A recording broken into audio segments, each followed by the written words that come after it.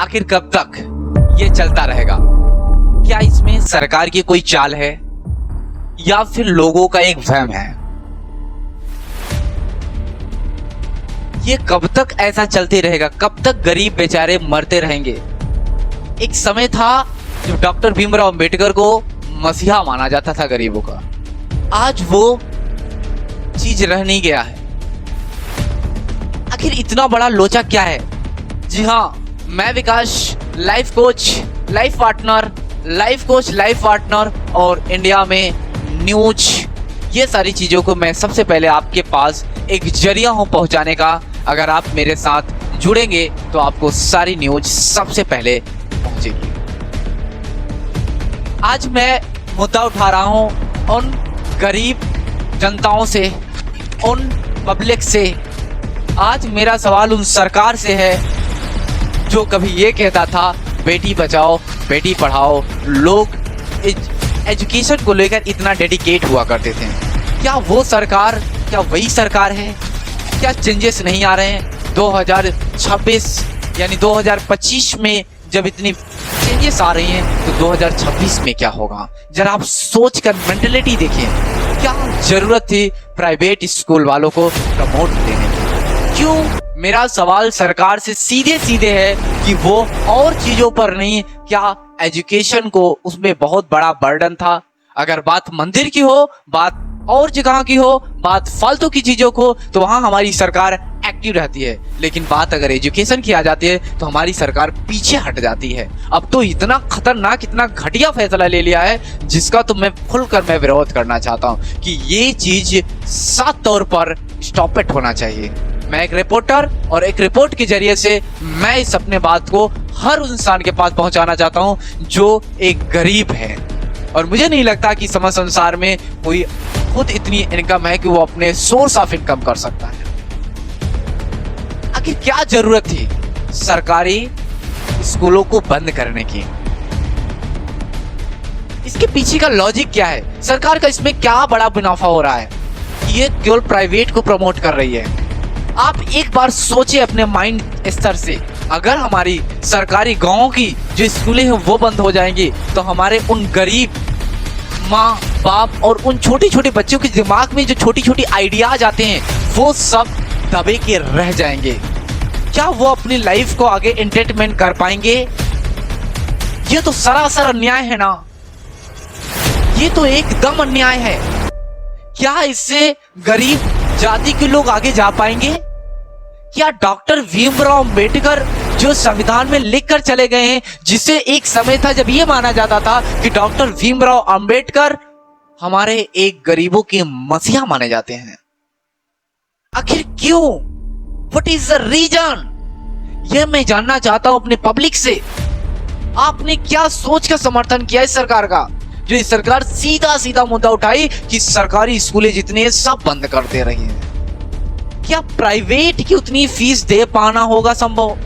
क्या वो गरीब जिनके एक वक्त की रोटी की व्यवस्था नहीं हो पा रही है, क्या वो अपने बच्चों को प्राइवेट स्कूलों में पढ़ा पाएगा? मैं आपसे क्वेश्चन कर रहा हूं, क्या ये पॉसिबल है?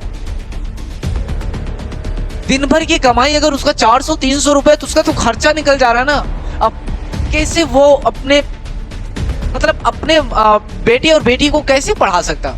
उसकी तो मानसिकता वैसे ही खराब है बेटियों को लेकर के। क्या अब वो अपनी बेटी को पढ़ा पाएगा या अपने बेटों को पढ़ा पाएगा? क्या प्राइवेटों में भेज पाएगा? It is so for impossible.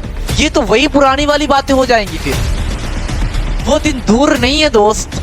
अगर आप सपोर्ट नहीं मेरा करेंगे, खुलकर विरोध नहीं करेंगे, तो आने वाले दिनों में ना तो आपके बच्चे ना तो हमारे बच्चे कोई सेफ नहीं रहेगा। ये तो सीधा सीधा अन्याय है। और उनके बच्चे पढ़ेंगे जिनके पास ढेर सारे पैसे हैं। अमीरों का बच्चे पढ़ेंगे, गरीब के बच्चे कभी नहीं पढ़ सकते, क्योंकि ये जरा सा न्याय है। आज मैं अपने पब्लिक से क्वेश्चन करना चाहता हूं, आज मैं अपने ऑडियंस से क्वेश्चन करना चाहता हूं कि क्या मानकर आपने इसका समर्थन किया है? क्या आपको लगता है कि इसका सबसे बड़ा भरपाई कितना होना बड़ा डिफिकल्ट है? आप जरा सोच कर देखें, आप अपने माइंड को स्थिर रख कर देखें। इसके पहले आपके अंदर से चीखे आवाजें आएंगी। मुझे आज भी वो बचपन याद आता है, वो सारी चीजें याद आती हैं जब मेरे पास इतनी फैसिलिटीज नहीं हुआ करती है। मैं आपसे हाथ जोड़कर रिक्वेस्ट करता हूं, इस भ्रष्टाचार को बंद करवाइए, नहीं तो ना आप किसी काम के रहेंगे ना आपका बच्चा। क्योंकि कहते हैं ना, शिक्षा वो शेरनी का दूध है जो पिएगा वो मार्केट में दहाड़ेगा। लेकिन आज मुझे ऐसा इस सरकार को लेकर ऐसा मुझे नहीं लगता है कि शिक्षा अब शेरनी का दूध बन पाएगा, क्योंकि गरीब बेचारे तो गरीब ही रह गए ना।